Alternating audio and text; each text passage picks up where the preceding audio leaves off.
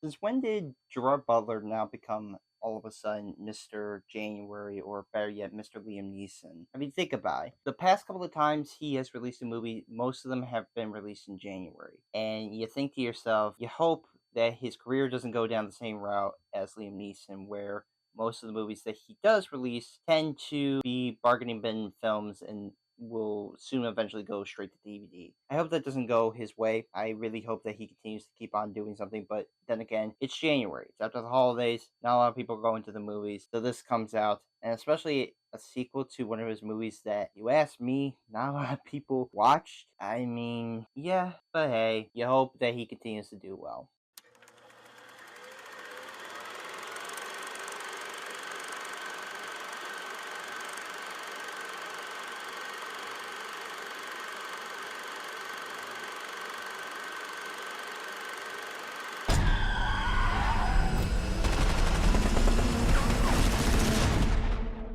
And the cop goes gangster.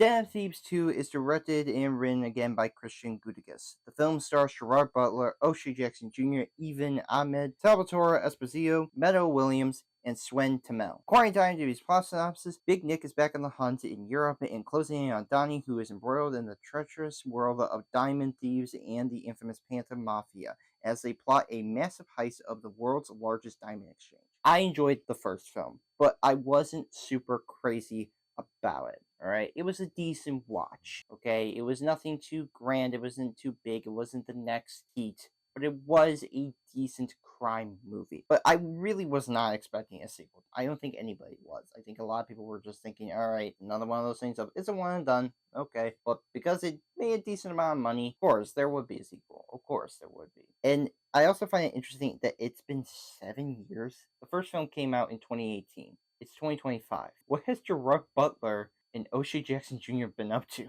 It's just crazy because usually a sequel wouldn't take this long, much less a sequel to a movie that a lot of people weren't all that crazy about, but it took them this long somehow. So, was it worth it in the end? Was the hype there for a sequel to a film that came out 7 years ago? Well, I can say this for myself. It was alright. Wasn't something I hated, nor was it something I thought was amazing. It was just average at best. There's some things I like about this movie, but there are some things that hold this movie back. Now, I'm not saying I don't respect this movie. There's just some things I will say hold this movie significantly back, and why I would say, the first movie's a little bit better. But before giving my issues, here are the positives. The performances are enjoyable. Both Butler and Jackson Jr. are excellent together and make for a good duo. They both look like they were having fun with making this movie, and I do appreciate having these two work together in this film instead of being on the opposite sides of the law. And having Butler there with Jackson Jr.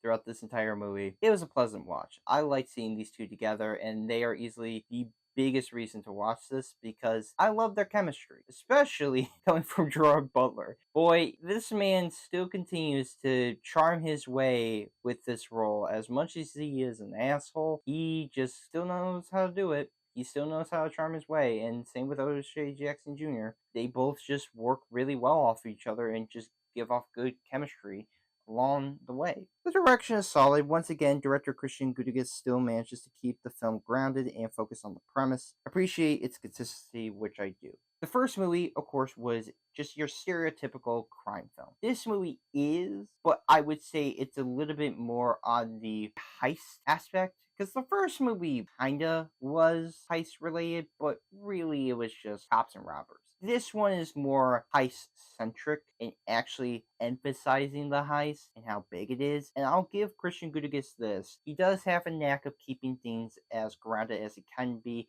He doesn't get all bombastic or crazy with the action or the premise to where it becomes ridiculous. Now, I will say it does get a little bit implausible, but it is one where you're like, okay, you're going along with the film, you're going along with the groove, and it's not one that will get people all being like, hey, that don't make no sense. Which I'm not denying there isn't, but not in a way that makes anybody feel like, okay, this movie is just straight up BSing me the entire time. No, it does keep it consistent to where, all right, it's building, it keeps going, and when it does happen, it's a little bit satisfying, but this could never in a million years kind of happen in this way. The action is stellar, though not many. The action sequences are intense and exciting when it does go down, adding to the fun nature to the film. I really do like the heist sequence that when it does happen. It's not super action packed, but it is intense. It is very thrilling to see Butler, Jackson Jr., and the rest of the crew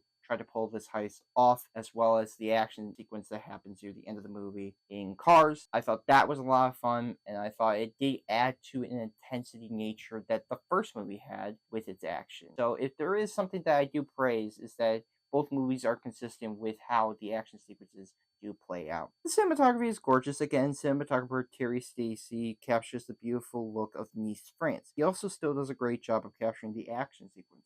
Just like with the last movie, Terry Stacy has a good knack of making sure that you see all the action go down and that you do see it from a different perspective from a character versus just huge wide shots all the time. It is very much still keeping it focused on an actor when the action does happen, and it is very intense when it does go down. And just the look of Nice, France is, I think, also gorgeous. It's a different scenery because, as the first movie that showcased the beautiful and dark nature of LA, this is now taking place in France, seeing the gorgeous, lustrous side of this area as well as the ocean view. All of it's there, and it feels characteristic, if you will. It does add a little bit of character to France. The production is effortless. Just like the first film, the amount of effort into the sets and action sequences shows the hard work. Being on par with the first film, I do appreciate seeing the amount of time and effort it did take to set these sequences up, as well as having these sets, especially when it does get to the diamond heist. I do think that it is a little bit elaborate on how they pull it off, but it is done very well to where production quality is there. The amount of money that was given to them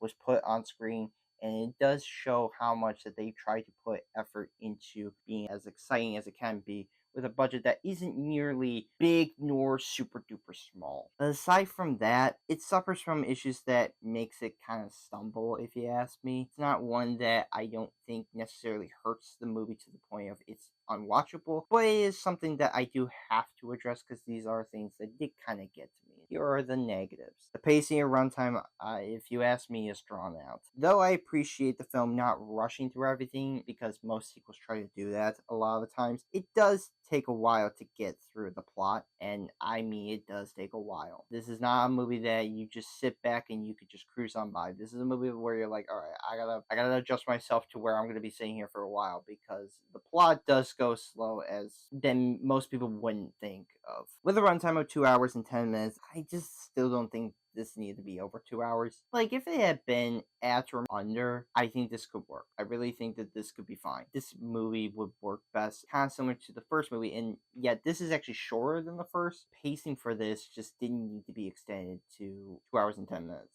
I think this could have worked if it was cut short. The mafia subplot is pointless. Having the mafia pressuring Nick and dying to get a diamond that Donnie stole, it just doesn't add much to the film until like near the end of the movie. They're kind of like a Deus Ex Machina, if you will, but then again, a lot of movies do that. But I'm just saying their contribution to this movie doesn't add much. It just adds to a last ditch effort to save Nick and Donnie. Okay, that's all they're there for. There's nothing much to them other than just we'll save you, and then just something what happens very much at the end of the movie, but I won't say what it is. The writing is again generic. Writer Christian Gudegast again writes a script that feels formulaic and repetitive from other films in the genre. There's nothing about this movie that I think really stands out other than just, alright, it's just bland and very formulaic dialogue you've heard in the crime or heist genre. There's nothing much to it that stands out. It just all kind of feels like it all blends together to where you're just like, man, I just want something to stand out, like in terms of writing, but nothing really is. It just kind of feels like it's the same old, same old. The characters are still bland. Besides Nick and Donnie, all the other characters just feel like stock characters. Just like with the first movie, there's nothing about these characters that interests me. They're just kind of there. They're just bodies to add to the movie. They're the only ones that you've also seen kind of a dozen times in films. Like the side henchman in this movie who's like friends with Nick and Donnie. I mean, you see him a dozen times. He's just the muscle guy who talks stupid and just, goes along with everything. You got the woman who's in charge and plans all this out. You got the smart one. You got the cop who has a family but just is trying to get these guys because they have been a problem with him for a very long time. That kind of stuff. You've seen these archetypes so many times to where there's nothing interesting about them. They're just stock characters, like I said. And the ending also just felt tacked on, just like with the last movie. I felt like the movie ended after the heist, but the last few minutes feels added on. It just feels like they wanted to end things on a happier note, or in this case, a sequel. Which I mean, sure, maybe, but really, I just don't think this ending was worth it because I just feel like just there for the sake of, okay, well, we just need to kind of end it similar to how the first movie was, but in the end, I just don't think it was warranted at all. It just felt like an average sequel that tries to outdo the first movie a bit. And I say a bit. As much as the action isn't as grounded to the way of how the first movie was, it is still grounded enough to where it is fine and reasonable. But it does, though, in terms of premise, it tries to outdo itself. It's not necessarily terrible, but not one I wasn't crazy about. It's one that I respect, but then again, it's January. There's not a lot of movies coming out. This is after the holidays. A lot of people are probably rewatching Wicked or Sonic 3. Nobody is watching Den of Thieves, but then again, this got a really big box office opening weekend, so I mean, there's always an audience out there, but I'm never gonna diss on anybody that enjoys these. I'm gonna give Den of Thieves 2 Pantera 5 out of 10. I think it's alright. It's not one that I'm necessarily saying that you gotta go out and watch, but it is just one where you're like, okay, well, I mean, I didn't completely 100% waste my time. It was just something where, like, okay, well, it was an average sequel at best. Now I will be soon in February doing a review for Love Hurts. Thankfully, I could take a break a little bit, so yes, look forward to that review and other movie TV show reviews coming soon.